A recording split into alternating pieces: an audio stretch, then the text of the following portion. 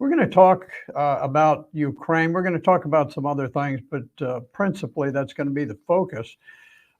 If you have tried to keep up with the war in Ukraine, there's a tremendous amount of false news in the media. It's very difficult to follow the whole thing. So we'll see if we can catch you up a little bit on what is going on. Because I do have some very current and accurate information. This first, there's an article that has come out dealing with an interview with Colonel Douglas McGregor, who's a very fine officer. I know him personally, and very credible person, quite an expert on Ukraine and the war there. He did an interview recently with Andrew Napolitano on his show. And the big issue that was kind of the focus of it, Ukraine, starting with President Zelensky and with all of his staff, made a tremendous amount of news over the last couple of months about how they were going to launch this monster offensive. They were going to recruit 1 million troops, which would be quite a trick for the state that they're in these days. And they were going to mount a counteroffensive, and they were going to attack the southern part of the Ukraine that's been occupied now and been captured by the Russians. And so their plan was that they were going to attack south towards the Black Sea, and they were going to drive the Russians out there. But despite all of the bluster and carrying on, there's never been an army that really has appeared. There have been some minor clashes on the border down in the southern region, and most of what's happened is that the Russians have moved a substantial force into the coastal region around the Black Sea, which really puts them in position now to launch an attack on Odessa. Now, the way that it works, the Ukraine it's a major exporter of wheat. And it also exports a number of other commodities. Now, it's nowhere near on the scale of Russia, but it is substantial, particularly in the area of wheat. Well, their problem is that Mariupol, which was a major port that they had on the coast, was captured by the Russians after a very heavy battle.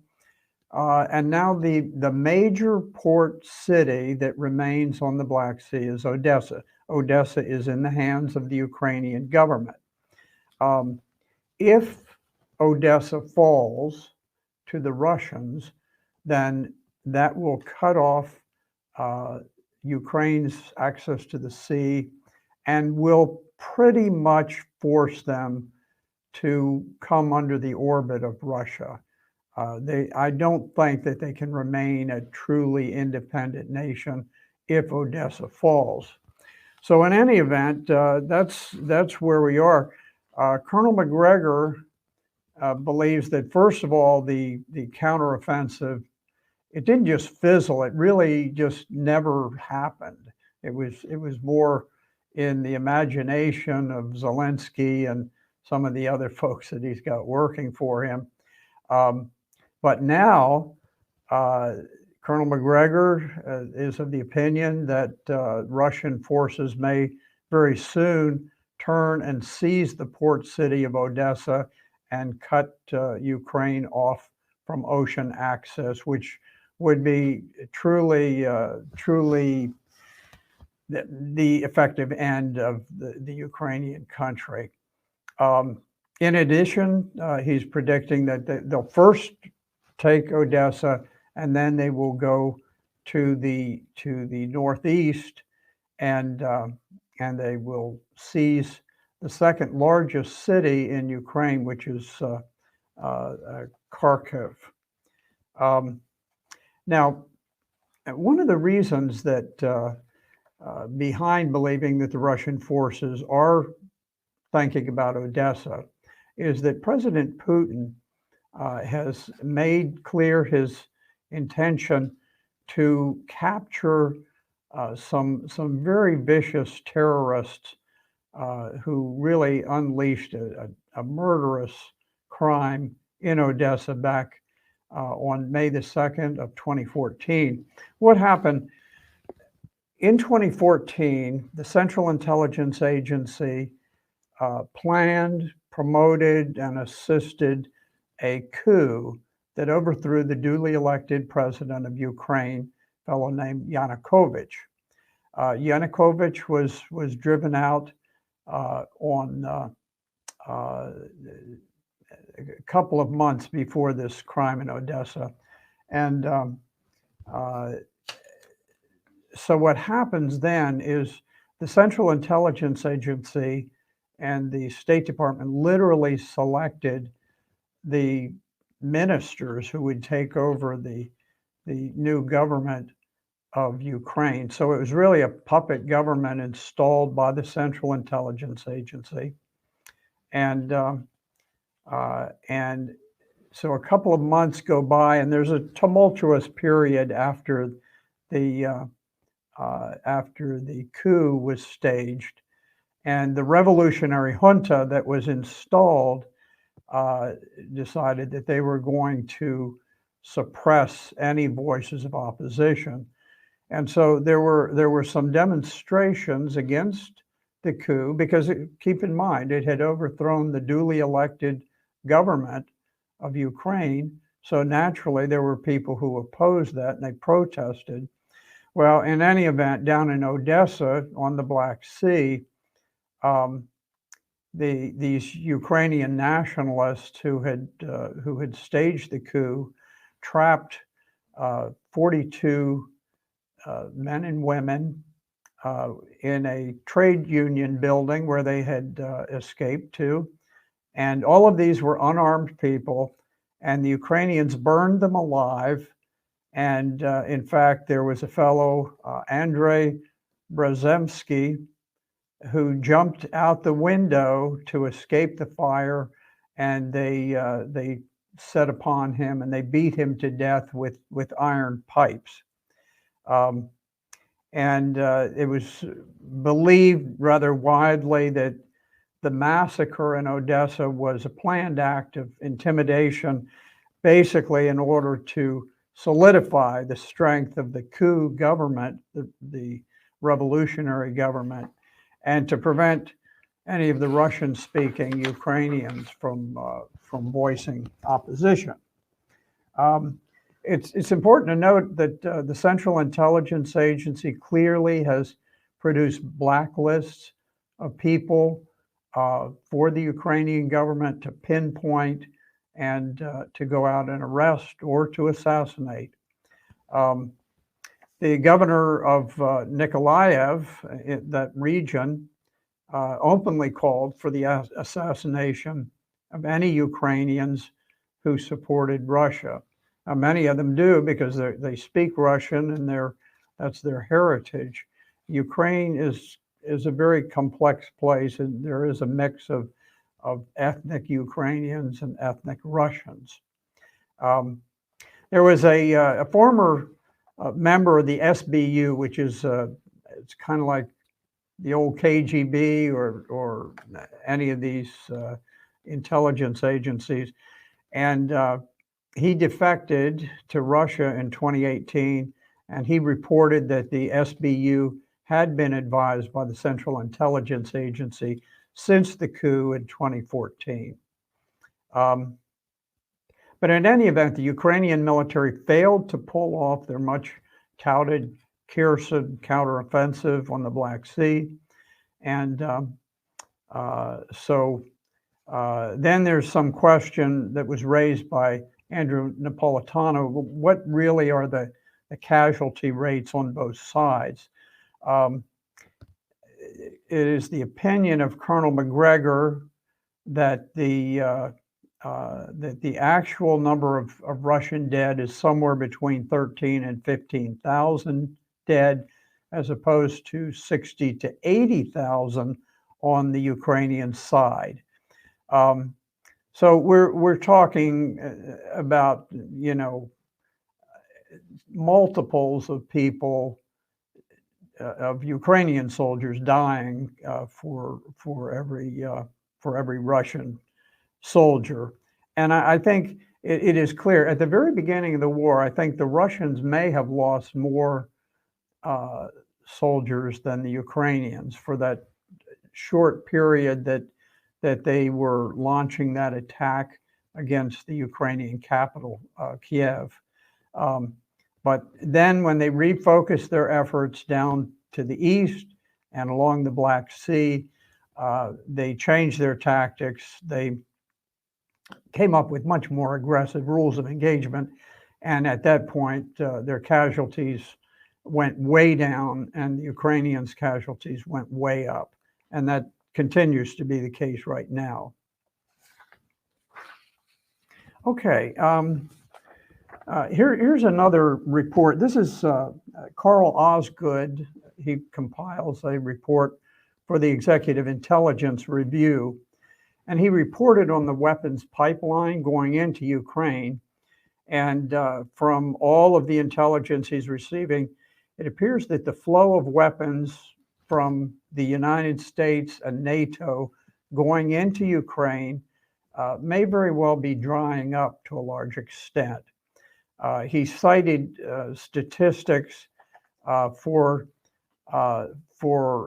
light crew-served weapons like mortars, anti-armor, anti-tank, anti-aircraft weapons. And he showed that they hit a peak of 11,000 units in April, and it's dwindled down to 1,200 in August.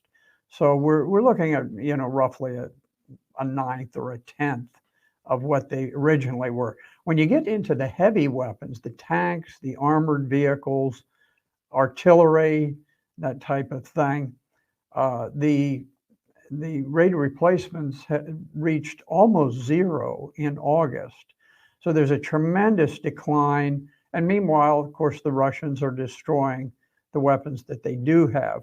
So, and there have been complaints, or at least concerns raised by military officials in NATO that their own military capabilities are being diminished because they're burning through so many weapons, sending them to the war in Ukraine. Okay, now there has been some action around the Zaporizhzhia nuclear plant, which again is down in this Black Sea area. This is the biggest nuclear power plant in all of Europe, not just Ukraine, but actually all of Europe. And what has happened is really quite bizarre. If you read reports from all the mainstream media, they'll talk about how concerned they are that somehow Russia is doing something wrong at that nuclear power plant. Now, Russia captured the power plant very early in the war, and they've held it since then. Well, what's happened in the meantime is that the United States has sent Ukraine these HIMARS long-range artillery batteries, and the HIMARS systems are shelling the nuclear power plants. And so what is so bizarre, the Russians are there at the power plants. They control the power plant, and somehow the media is twisting this to make it sound like somehow the Russians are shelling themselves. It's not the Russians shelling the Zaporizhzhia power plant. It is American-made HIMARS artillery being operated on behalf of the Ukrainian army. So it's very, very strange the way that that's being presented to the public. It's very deceitful, and it's unfortunate because we really don't want to have another Chernobyl, and the Russians can't stop it from happening. Only the United States can if they order Zelensky's people to stop employing it that way. So hopefully somebody will get some sense in the Pentagon and stop the shelling of the nuclear power plant. One thing I'll point out, in the Donbass, which is the area where most of the fighting throughout the war has focused, the Russians just constantly are eating away at the positions that the Ukrainians have built up over many years since the coup in 2014. And there was a small city or big town, I'm not sure what you call it. It's a place called Pesky, and it's actually quite important. Even though it's a small location, it's been fortified by the Ukrainian army. And since 2014, Pesky has been used to fire artillery at the civilians in the Donetsk Republic, which is part of the Donbass. That's the part that's pro-Russian. And they've killed 14,000 people, most of them civilians, ever since the Obama administration overthrew the government of Ukraine and installed its own people in 2014. So that's a big, it's a small place, but it's a big victory because it now makes it very, very difficult for Ukraine to shell the civilian population in the Donbass. And so that's, and it may allow for the reopening of the airport to the Donetsk People's Republic. Okay, I'm gonna shift topics now, and you know,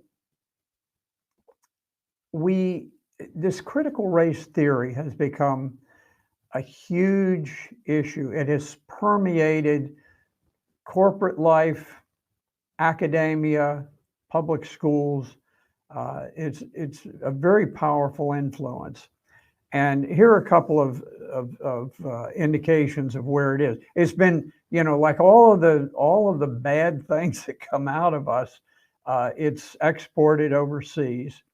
And there's an article in Homeworld News out of England where they're reporting that a top Royal Air Force official quit over woke policies.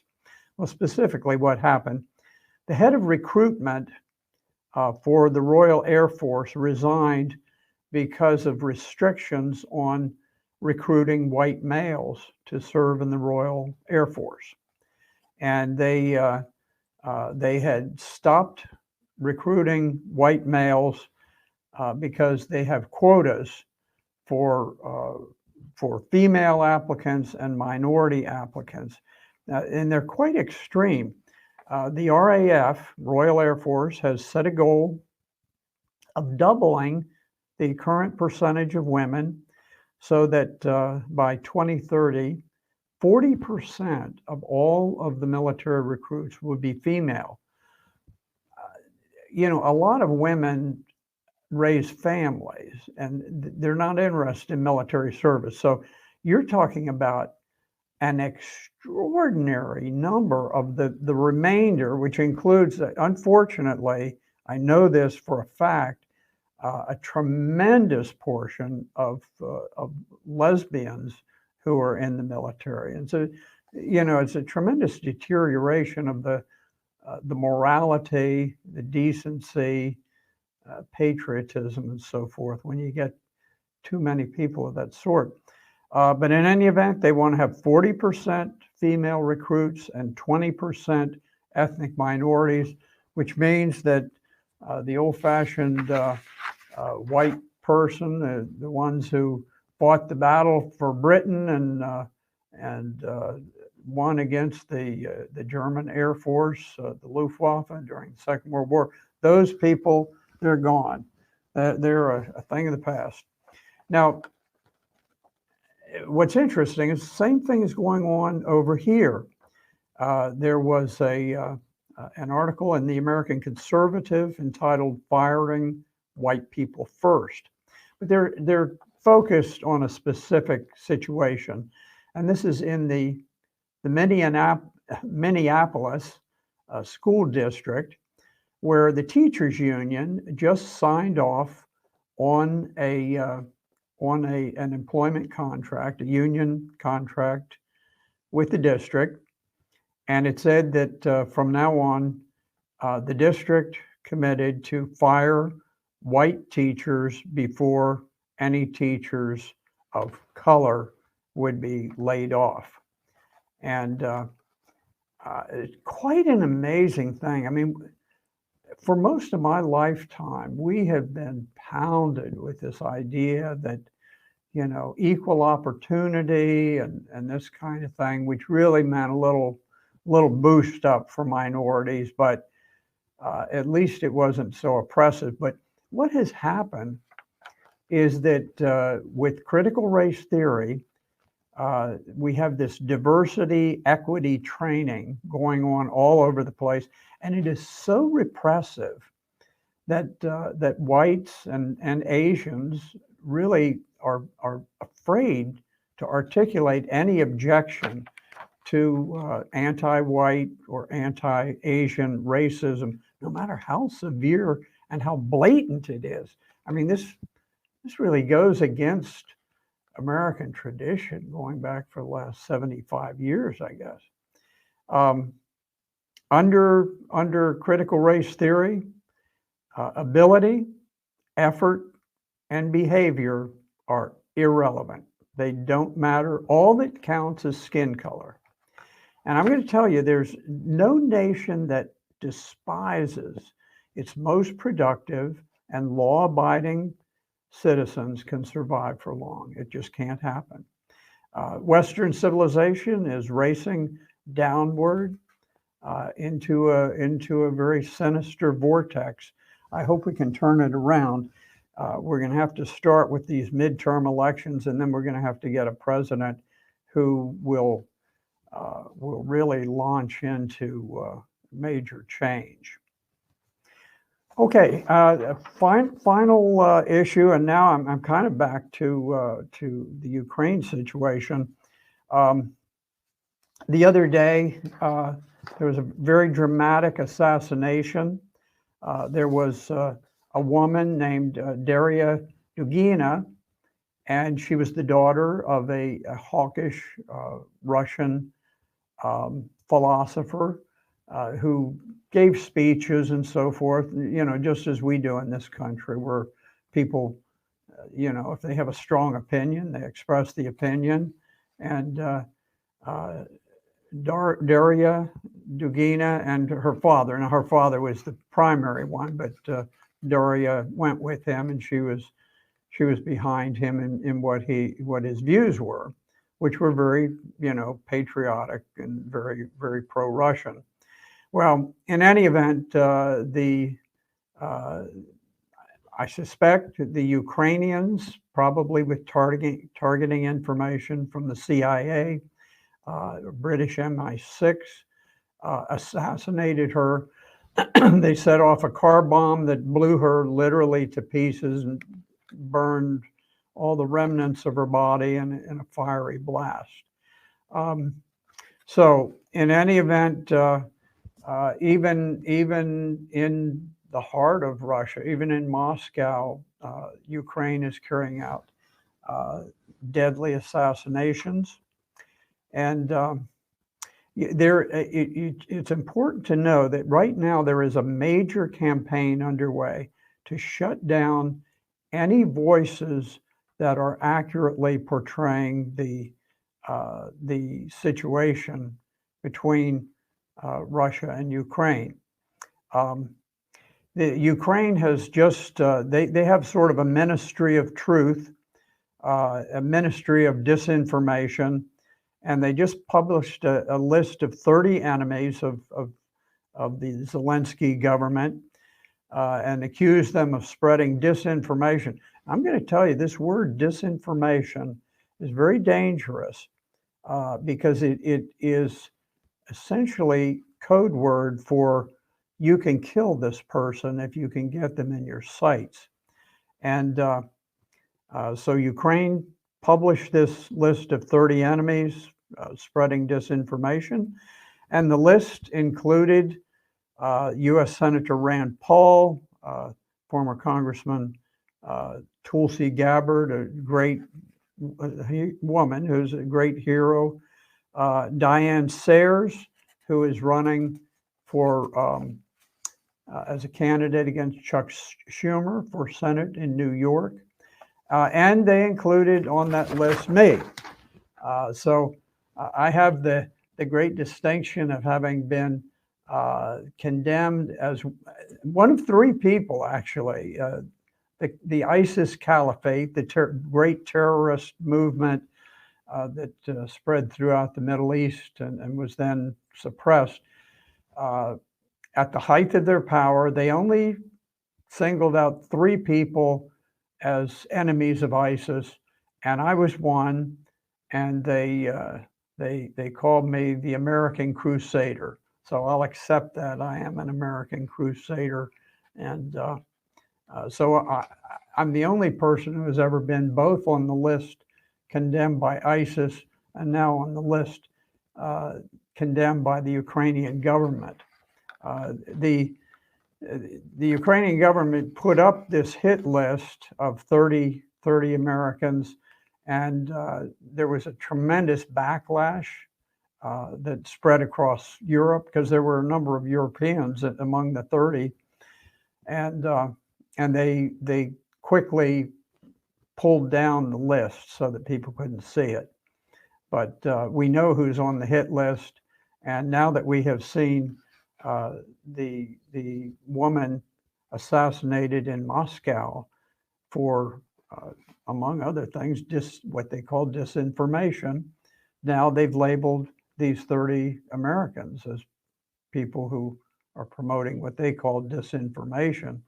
And so it makes it very interesting when they're starting to lay out this roadmap, this kill map. So the Ukrainian government, it has a very, very ultra-violent history that you would never know of if you listen to the mainstream media. It is amazing what they have suppressed. But in any event, we'll pick it up from there. We'll see what the future holds. I think we have a lot of good things on the horizon with the midterm elections, with changes that have come about from the Supreme Court that are encouraging initially. So we'll see. We'll all pray that this country survives. And so at that point, we're going to end it. I hope to be back with you here on Wednesday morning. God bless you all. This is